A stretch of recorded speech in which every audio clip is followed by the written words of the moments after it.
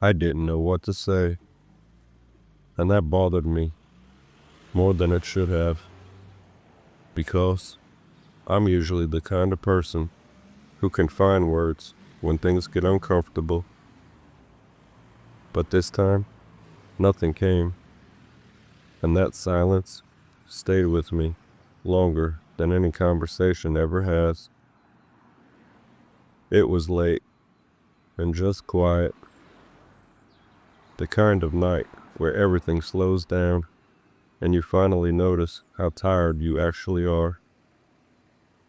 I wasn't in a rush, wasn't stressed, wasn't expecting anything meaningful to happen. And then I crossed paths with someone who didn't seem dramatic, just worn down in a way you recognize when you've lived long enough. We exchanged a few normal words. Nothing heavy, nothing emotional, but there was something underneath it. You ever notice that difference?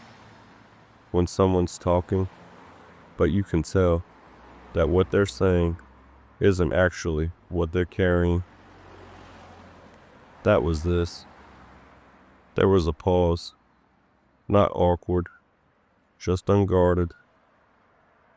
And then they said quietly, "I don't really know who I can talk to anymore." That was it. No explanation, no story, just that sentence, sitting there between us. I opened my mouth to respond and stopped, because every response I reached for felt wrong. Things will work out. You'll be okay. Just stay positive. All of it sounded hollow the second it formed in my head. Not because it was cruel, but because it was lazy. And for the first time in a long time, I realized something uncomfortable. I wasn't quiet because I didn't care. I was quiet because I didn't want to say something meaningless. So I said nothing.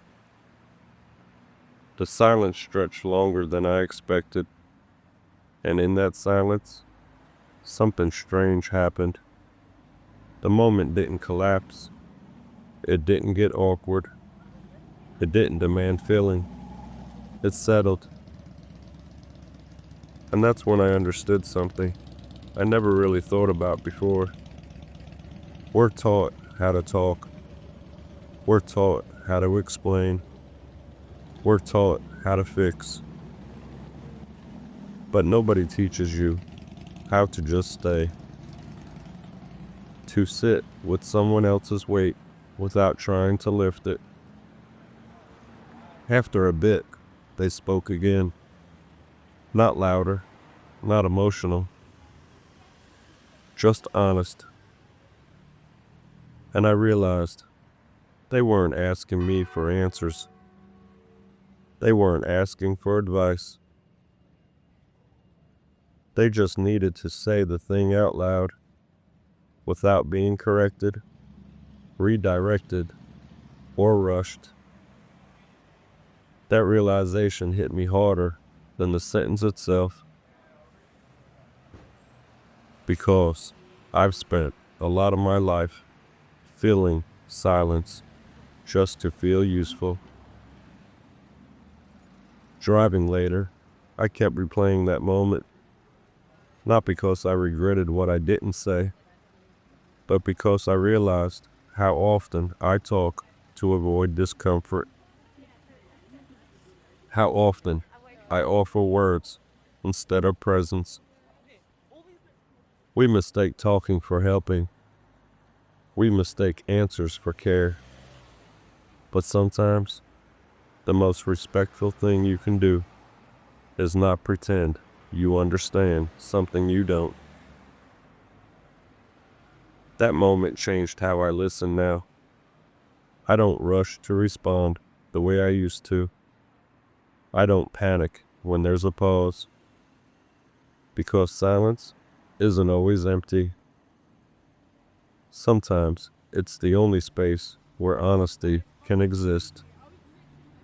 And not knowing what to say doesn't mean you failed the moment. Sometimes it means you respected it. I still think about that silence, not because it was uncomfortable, but because it was real. And now, when I don't know what to say, I don't force it. Some moments don't need words. They just need someone willing to stay.